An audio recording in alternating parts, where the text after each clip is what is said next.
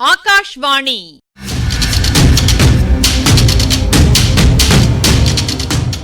பொன்னியின் செல்வங்கள் வாசிப்பும் ஆய்வும்.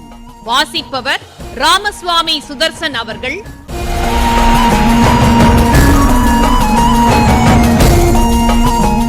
மகாராஜாதிராஜ ராஜகம்பீர ராஜமார்த்தாண்ட ராஜகுலோத்துங்க ராஜகுலதிலக ஈரேழு 14 லோகத்தின் அதிபதி பாரா.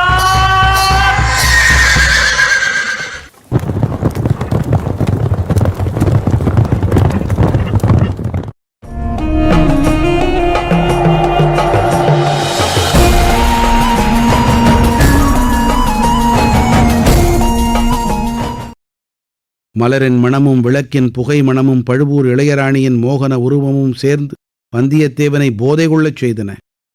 வந்தியத்தேவா, ஜாக்கிரதை! ஒரே ஒரு தடவை நீ மதுபானம் செய்தாய், உன் அறிவு கலங்குவதை அறிந்தாய். பிறகு மதுவைத் தொடுவதில்லை என்று சபதம் செய்தாய். இப்போது அதை ஞாபகப்படுத்திக் கொள். மதுவின் போதையை காட்டிலும் சக்தி வாய்ந்த இந்த மயக்கத்தில் உன் அறிவை பறிகொடுத்து விடாதே. வந்தியத்தேவனை பார்த்த பழுவூர் இளையராணி நந்தினி அவளுடைய பவழ இதழ்கள் சிறிது விரிந்து முத்துப்பற்களை வெளிக்காட்டும்படி வியப்புடன் நோக்கிக் கொண்டிருந்தாள். பேச முடியாத நிலையை அவள் அந்தச் சமயம் அடைந்திருந்தது வந்தியத்தேவனுக்கு அனுகூலமாகப் போயிற்று. லேசாக அவன் ஒரு சிரிப்பு சிரித்துவிட்டு, அம்மணி, தங்கள் தாதி பெண்ணுக்கு திடீரென்று சந்தேகம் வந்துவிட்டது, நான் மந்திரவாதியா இல்லையா என்று. அதை எப்படி கேட்டாள் என்று நினைக்கிறீர்கள்? நீதானா என்று கேட்டாள் என்று சொல்லி மறுபடியும் சிரித்தான். நந்தினி புன்னகை புரிந்தாள். வந்தியத்தேவனுடைய கண் முன்னால் ஒரு மின்னல் மின்னியது. அது தேனைச் சொரிந்தது. இவளுக்கு அப்படித்தான் ஏதாவது சந்தேகம் திடீர் என்று வந்துவிடும். வாசுகி, ஏன் இங்கேயே மரம் போல நிற்கிறாய்? உன் இடத்துக்குப் போ. யாராவது வரும் காலடி சத்தம் கேட்டால் கதவை படீர் என்று சாத்து என்றாள் நந்தினி. இதோ அம்மா என்று சொல்லிவிட்டு வாசுகி லதா மண்டபத்தின் உள்வழியாக பிரகாச மாளிகைக்குச் சென்ற நடைபாதையில் நடந்து போய் சற்று தூரத்தில் மங்கலாய்த் தெரிந்த வாசற்படியாண்டை உட்கார்ந்து கொண்டாள். நந்தினி சிறிது குரலை தாழ்த்திக் கொண்டு, உன்னை மந்திரவாதி இல்லை என்றா இவள் சந்தேகிக்கிறாள்? அசட்டு பெண்! மந்திரவாதிகள் என்று சொல்லிக் கொள்ளுகிறவர்களில் 3/4 பேர் வெறும் பொய்யர்கள். நீதான் உண்மை மந்திரவாதி. என்ன மாயமந்திரம் செய்து இந்த சமயத்தில் இங்கே வந்தாய் என்று கேட்டாள். அம்மணி, மாயமந்திரம் செய்து நான் இங்கு வரவில்லை. சுவர் மீது சாத்தியிருந்த ஏணி மேல் ஏறித்தான் வந்தேன் என்றான் வந்தியத்தேவன். அதுதான் தெரிகிறதே. இந்த பெண்ணை என்ன மாயமந்திரம் செய்து ஏமாற்றினாய் என்று கேட்டேன். நிலா வெளிச்சத்தில் ஒரு புன்னகை புரிந்தேன், அவ்வளவுதான். அதற்கு சரிப்பட்டு வராவிட்டால் தாங்கள் கொடுத்த மந்திர மோதிரத்தை காட்ட எண்ணியிருந்தேன். அதை பத்திரமாக வைத்திருக்கிறாயல்லவா? அந்த மோதிரம் இருக்கும்போது பட்டப்பகலில் பகிரங்கமாக இங்கே வந்திருக்கலாமே. எதற்காக இந்த குருட்டு வழியில் திருட்டுத்தனமாக வந்தாய்? அம்மணி, தங்கள் மைத்துனர் இருக்கிறாரே, சின்ன பழுவேட்டரையர், அவருடைய ஆட்கள் சுத்த திருடர்கள். முதலில் என்னுடைய உடைகளையும் உடைமைகளையும் திருடப் பார்த்தார்கள். பிறகு என்னை பின்தொடர்ந்து ஒரு கணம் கூட பிரியாமல் வந்து கொண்டிருந்தார்கள். அவர்களிடமிருந்து பிரியப்பட்ட பாடு பெரும்பாடாகப் போயிற்று. பிரிந்த பிறகு சந்து புந்துகளில் புகுந்து தங்களுடைய மாளிகை மதில் சுவரில் சுற்றி சுற்றி வந்து கொண்டிருந்தேன். அந்த சமயத்தில் சுவர் மேல் வைத்த ஏணியை பார்த்ததும் தாங்கள்தான் இந்த ஏழையை நினைவுகூர்ந்து இந்த ஏற்பாடு செய்திருக்கிறீர்கள் என்று எண்ணிவிட்டேன். அது தவறு என்று தெரிந்து கொண்டேன். மன்னிக்க வேண்டும். மன்னிப்பதற்கு அவசியம் ஒன்றும் ஏற்படவில்லையே. அது எப்படி அம்மணி? நீ நினைத்தது அவ்வளவாக தவறில்லை. மந்திரவாதியை எதற்காக நான் தருவிக்க நினைத்தேன் தெரியுமா? தெரியவில்லை அம்மணி. எனக்கு மந்திரமும் தெரியாது, ஜோசியமும் தெரியாது. உன்னை நேற்று காலையில் பார்த்தது முதலாவதாக உன்னுடைய ஞாபகமாகவே இருந்தது. நீ ஏன் இன்னும் என்னை பார்க்க வரவில்லை என்று தெரிந்து கொள்ள விரும்பினேன். அதற்காகவேதான் நான் மந்திரவாதியை கூப்பிட்டு அனுப்பினேன். மிக்க ஆச்சரியமாக இருக்கிறது. எது? இப்போது நீங்கள் சொன்னதுதான். நேற்று உங்களை பார்த்தது முதலாவது எனக்கும் உங்கள் ஞாபகமாகவே இருந்தது. பூர்வ ஜென்ம வாசனையில் உனக்கு நம்பிக்கை உண்டா? அப்படியென்றால் பூர்வ ஜென்மத்தில் 2 பேருக்கு நட்போ உறவோ இருந்தால் இந்த ஜன்மத்திலும் அத்தகைய தொந்தம் ஏற்படும் என்கிறார்களே, அதைத்தான் சொல்லுகிறேன். நேற்று வரையில் எனக்கு அந்த நம்பிக்கை இல்லை. நேற்றுத்தான் அதில் நம்பிக்கை பிறந்தது. இவ்விதம் வந்தியத்தேவன் கூறியபோது வெளிப்படையாக பொய் சொன்னான் என்றாலும் மனத்திற்குள் குடந்தை ஜோதிடர் வீட்டில் பார்த்த பெண்ணை நினைத்து கொண்டுதான் சொன்னான். ஆனால் நந்தினிக்கு அதை பற்றிய விவரமே தெரிய இடமில்லை அல்லவா? தன்னை பற்றி சொல்வதாகவே நினைத்து கொண்டாள். ஆனால் அதற்காக நீ என்னை பார்க்க வரவில்லையே? ஏதோ ஆழ்வார்க்கடியான் நம்பி என்பவர் செய்தி சொல்லி அனுப்பியதாக. ஆம் அம்மணி, அவர் சொல்லி அனுப்பிய செய்தியை தங்களிடம் சொல்வதற்காகவே முதலில் தங்களை பார்க்க விரும்பினேன். தங்களை ஒருமுறை பார்த்த பிறகு பழைய காரணமெல்லாம் மறந்து போய்விட்டது. ஆழ்வார்க்கடியாரை நீ எங்கே பார்த்தாய்? என்ன செய்தி சொல்லி அனுப்பினார்? வீரநாராயணபுரத்துக்கு அருகில் ஆழ்வார்க்கடியார் நம்பியைச் சந்தித்தேன். அவர் தம் கைத்தடியின் சக்தியைக் கொண்டு விஷ்ணுதான் பெரிய தெய்வம் என்று மெய்ப்பிக்க முயன்றார். அந்த சமயத்தில் பெரிய பழுவேட்டரையரின் பரிவாரங்கள் வந்தன. அவரைத் தொடர்ந்து தங்கள் பல்லக்கும் வந்தது. அங்கே என்ன ரகளை என்று பார்ப்பதற்காகவோ என்னவோ தங்களுடைய ஒரு பொற்கரம் பல்லக்கின் திரையை விலக்கிற்று. அப்போதுதான் தாங்கள் என்று தெரிந்து கொண்டு ஆழ்வார்க்கடியார் தங்களுக்கு ஒரு செய்தி அனுப்ப விரும்பினார். நானும் அன்றிரவு கடம்பூர் சம்புவரையர் மாளிகையில் தங்கியபடியால் என்னிடம் செய்தி சொல்லி அனுப்பினார். ஆனால் கடம்பூரில் தங்களை நான் பார்க்க முடியவில்லை. தஞ்சாவூர் கோட்டைக்கருகில் காலையில்தான் சந்திக்க முடிந்தது. அதுவும் தங்கள் பல்லக்கு என் குதிரை மேல் மோதியதனால்தான். இவ்விதம் வந்தியத்தேவன் சொல்லி வந்தபோது நந்தினி மேலே அண்ணாந்து பார்த்து கொண்டிருந்தாள். ஆகையால் அவளுடைய முகபாவத்திலிருந்து ஒன்றும் கண்டுபிடிக்க முடியவில்லை. கடைசியில் வந்தியத்தேவன் சொன்னதை கேட்டதும் அவனை திரும்பி பார்த்து ஒரு மோகன புன்னகை புரிந்தாள்.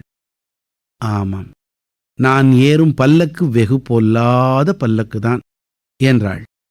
தூரத்தில் பேரிகைகளின் பெருமுழக்கம் கேட்டது. எக்காளங்கள் சப்தித்தன. மனிதர்களின் குரல்கள் ஜெயகோஷம் செய்தன. கோட்டை கதவுகள் திறந்து மூடிக்கொள்ளும் சத்தமும் யானைகள் குதிரைகளின் காலடிச் சத்தமும் எழுந்தன. நந்தினியின் கவனத்தை அந்த சத்தங்கள் கவர்ந்தன என்பதை வந்தியத்தேவன் அறிந்து கொண்டான். காவல் புரிந்த தாதிப்பெண் திடுக்கிட்டு எழுந்து சற்று அருகில் வந்து, அம்மா, எஜமானர் வந்துட்டாரு போலிருக்கு என்றாள். நந்தினி, எனக்கு தெரியும், நீ உன் இடத்துக்குப் போ என்றாள். பிறகு வந்தியத்தேவனை பார்த்து, தனாதிகாரி கோட்டையில் பிரவேசிக்கிறார். சக்கரவர்த்தியின் க்ஷேமத்தை விசாரித்துவிட்டு கோட்டை தளபதியை பார்த்து பேசிவிட்டு இங்கே வருவார். வருவதற்குள் நீ போய்விட வேண்டும். ஆழ்வார்க்கடியார் கூறிய செய்தி என்ன என்று வினவினாள். அம்மணி, அந்த வீர வைஷ்ணவ சிகாமணி தங்களை அவருடைய சகோதரி என்று சொல்லிக் கொண்டார். அது உண்மைதானா என்று வல்லவரையன் கேட்டான். அதை பற்றி நீ ஏன் சந்தேகப்படுகிறாய்? பச்சை கிளியும் கடுவன் குரங்கும் ஒரு தாயின் குழந்தைகள் என்றால் எளிதில் நம்ப முடியுமா? நந்தினி சிரித்துவிட்டு, ஒரு விதத்தில் அவர் சொன்னது உண்மைதான். நாங்கள் ஒரே வீட்டில் ஒரே குடும்பத்தில் வளர்ந்தோம். உடன் பிறந்த தங்கையைப் போலவே என்னிடம் பிரியம் வைத்திருந்தார். பாவம், அவருக்கு பெரும் ஏமாற்றம் அளித்து விட்டேன். அப்படியானால் சரி. ஆழ்வார்க்கடியார் தங்களுக்கு சொல்லி அனுப்பிய செய்தி கிருஷ்ண பகவான் தங்களுக்காக காத்து கொண்டிருக்கிறார் என்பதுதான். தாங்கள் கண்ணனை மணந்து கொள்ளும் கல்யாண காட்சியை பார்க்க வீர வைஷ்ணவ பக்த கோடிகளும் காத்து கொண்டிருக்கிறார்களாம். நந்தினி ஒரு பெருமூச்சு விட்டாள். ஆஹா, இன்னும் அவருக்கு அந்த சபலம் நீங்கவில்லை போலிருக்கிறது. நீ அவரை பார்த்தால் எனக்காக இதைச் சொல்லிவிடு. என்னை அடியோடு மறந்துவிடச் சொல்லு. ஆண்டாளைப் போல பரமபக்தையாக கொஞ்சமும் தகுதியற்றவள் நான் என்று சொல்லு. நான் அதை ஒப்புக்கொள்ளவில்லை அம்மா. என்னத்தை ஒப்புக்கொள்ளவில்லை? தாங்கள் ஆண்டாள் ஆக முடியாது என்பதைத்தான் ஒப்புக்கொள்ளவில்லை. ஆண்டாள் பக்தி செய்து பாட்டுப்பாடி அழுது கண்ணீர் விட்டு பூமாலை தொடுத்து சூட்டி இப்படியெல்லாம் செய்து கண்ணனை மணந்து கொள்ள வேண்டியிருந்தது. ஆனால் தங்களுக்கு அத்தகைய கஷ்டமே தேவையில்லை. தங்களை கிருஷ்ண பகவான் பார்த்து விட வேண்டியதுதான். ருக்மிணி சத்யபாமாவையும் ராதையையும் கோபிகா ஸ்திரீகளையும் உடனே கைவிட்டு அவர்கள் வீற்றிருந்த சிம்மாசனத்தில் தங்களை ஏற்றி உட்கார வைத்து விடுவார். ஐயா, நீர் முகஸ்துதி செய்வதில் சமர்த்தராயிருக்கிறீர். அது எனக்கு பிடிப்பதே இல்லை. அம்மணி, முகஸ்துதி என்றால் என்னவோ? முகத்துக்கு நேரே ஒருவரை புகழ்வதுதான். அப்படியானால் சற்றே நீங்கள் திரும்பி முதுகை காட்டிக்கொண்டு உட்காருங்கள். எதற்காக? முகத்தை பார்க்காமல் முதுகை பார்த்து கொண்டு புகழ்ச்சி கூறுவதற்காகத்தான். அதில் ஒன்றும் தவறில்லையே. நீர் பேச்சில் மிக கெட்டிக்காரராயிருக்கிறீர். இப்போது தாங்களல்லவா முகஸ்துதி செய்கிறீர்கள். நீரும் உம் முகத்தை திருப்பிக் கொண்டு முகத்தை காட்டுவதுதானே மகாராணி. போர்க்களத்திலாகட்டும் பெண்களிடமாகட்டும் நான் முதுகை காட்டுவது எப்போதும் கிடையாது. தாங்கள் தாராளமாய் என்னை முகஸ்துதி செய்யலாம். இதை கேட்டுவிட்டு நந்தினி கலீர் என்று சிரித்தாள். இந்த பகுதிக்கான ஆய்வினை எழுதியவர் ஐங்கரன் அவர்கள். வழங்குபவர் வித்யாச்சாரி குத்ரா அவர்கள்.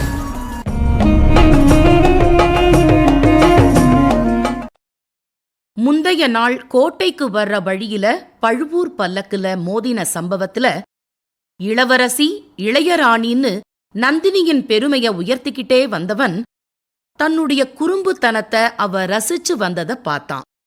துணிச்சலா, ஆம் மகாராணி, உங்க ஆட்கள் செஞ்ச காரியத்தால என் குதிரை மிரண்டுடுச்சுன்னு சொன்னான். மகாராணின்னு தூக்கி வச்சிட்டான்.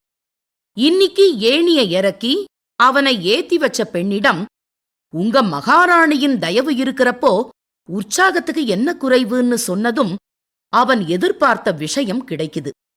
இன்னிக்கு எங்க எஜமானி இளையராணிதான். ஒரு நாள் நிச்சயமா மகாராணி ஆயிடுவாங்க. மந்திர சக்தியால மகாராணி ஆக்கிட்டு பாதி ராஜ்யம் கொடுன்னு மிரட்டக்கூடிய அந்த ஆள் யாராயிருக்கும்? சரி, ஏதோ ஆள் மாறாட்டம் நடந்துடுச்சு.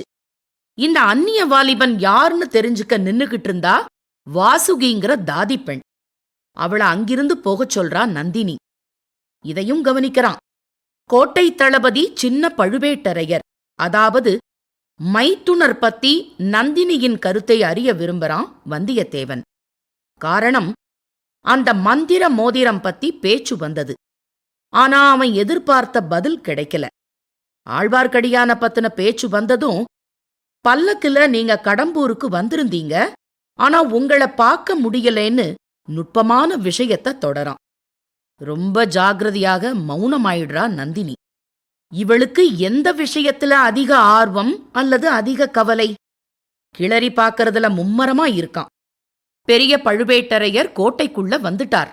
இங்க வர்றதுக்குள்ள புறப்படுங்கிறா நந்தினி. கணவர் சுந்தர சோழர் மைத்துனர்னு சொல்லாம அவங்கவங்க பதவிகளை சொல்லி நாம பேசிக்கிட்டு இருக்கிறது சோழப் பேரரசின் தலைநகர் கோட்டைக்குள்ள இருக்கிற அரண்மனையின் ஓர் பகுதிங்கிறத உணர்த்தறான். தாதி பெண்ணுக்கும் சேர்த்து. கிருஷ்ண பகவான் கூட உங்களை பார்த்துட்டா அரியணையில ஏத்தி உட்கார வச்சுடுவார்னு அவளுடைய பதவி மோகத்தை கிண்டல் பண்றான்.